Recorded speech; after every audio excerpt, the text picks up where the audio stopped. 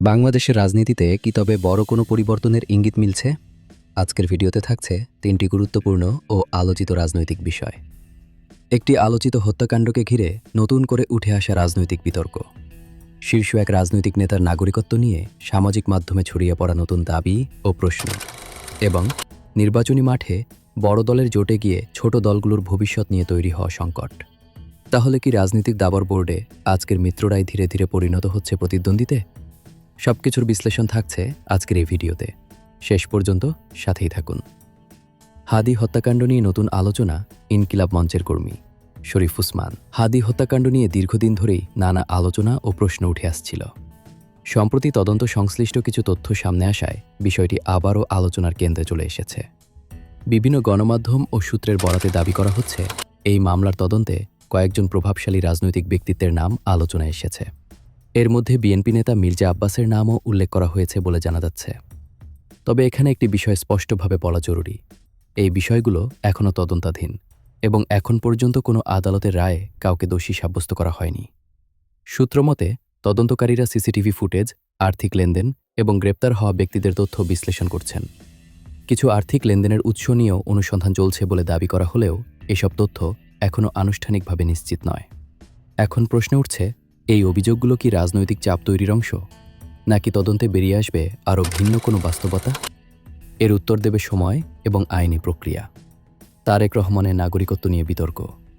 এবার আসি আরেকটি আলোচিত ইস্যুতে। অনলাইন অ্যাক্টিভিস্ট পিনাকি ভট্টাচার্য সম্প্রতি তারেক রহমানের নাগরিকত্ব নিয়ে কিছু দাবি তুলেছেন, যা সামাজিক যোগাযোগ মাধ্যমে ব্যাপক আলোচনার জন্ম দিয়েছে। তার দাবি অনুযায়ী ২০১৫ সালে যুক্তরাজ্যে একটি কোম্পানি নিবন্ধনের সময় তারেক রহমান নিজেকে ব্রিটিশ নাগরিক হিসেবে উল্লেখ করেছিলেন। এমন কিছু নথি অনলাইনে ছড়িয়ে পড়েছে। এই তথ্যের ভিত্তিতে প্রশ্ন উঠছে, তারেক রহমানের নাগরিকত্বের আইনি অবস্থান আসলে কি? তিনি কি কখনো বাংলাদেশের নাগরিকত্ব ত্যাগ করেছিলেন, নাকি বিষয়টি কেবল প্রশাসনিক জটিলতার ফল? তবে এখানেও গুরুত্বপূর্ণ বিষয় হল, এই দাবিগুলো নিয়ে এখন পর্যন্ত কোনো সরকারি বা আদালতের চূড়ান্ত ঘোষণা আসেনি। আইন বিশেষজ্ঞদের মতে নাগরিকত্ব সংক্রান্ত যে কোনো সিদ্ধান্ত নির্ভর করে রাষ্ট্রীয় নথি ও আইনি প্রক্রিয়ার ওপর। তবুও রাজনৈতিক অঙ্গনে প্রশ্ন থেকেই যাচ্ছে, এই বিতর্ক কি ভবিষ্যতের রাজনীতিতে নতুন মাত্রা যোগ করবে? জোট রাজনীতিতে ছোট দলগুলোর সংকট। সবশেষে নজর দিই নির্বাচনী রাজনীতির মাঠে। পটুয়াখালী ৩ আসনে ধানের শীষ প্রতীক নিয়ে প্রতিদ্বন্দ্বিতা করলেও ভিপি নূরের অবস্থান নিয়ে তৈরি হয়েছে জটিলতা। খবরে বলা হচ্ছে, বিএনপির স্থানীয় একটি অংশ এখনও তাকে পুরোপুরি গ্রহণ করেনি। একই সঙ্গে সেখানে স্বতন্ত্র প্রার্থী হিসেবে সক্রিয় রয়েছেন বিএনপির বহিষ্কৃত নেতা হাসান মামুন। এর ফলে নির্বাচনী সমীকরণ হয়ে উঠেছে আরও জটিল।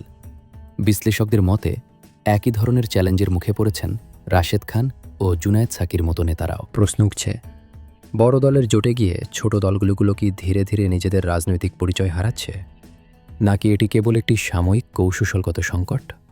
রাজনৈতিক বিশ্লেষকরা বলছেন, জোট রাজনীতি যেমন সুযোগ এনে দেয়, তেমনি ছোট দলগুলোর জন্য এটি ঝুঁকিও তৈরি করতে পারে। সব মিলিয়ে বলা যায়, বাংলাদেশের রাজনীতি বর্তমানে যাচ্ছে এক জটিল ও পরিবর্তনশীল সময়ের মধ্য দিয়ে।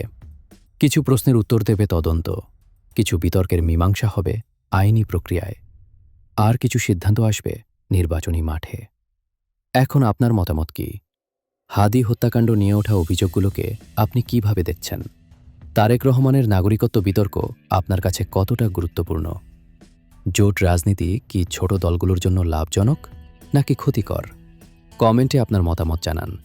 ভিডিওটি ভালো লাগলে লাইক দিন, আর এমন আরও বিশ্লেষণধর্মী রাজনৈতিক ভিডিও পেতে আমাদের চ্যানেলটি সাবস্ক্রাইব করুন।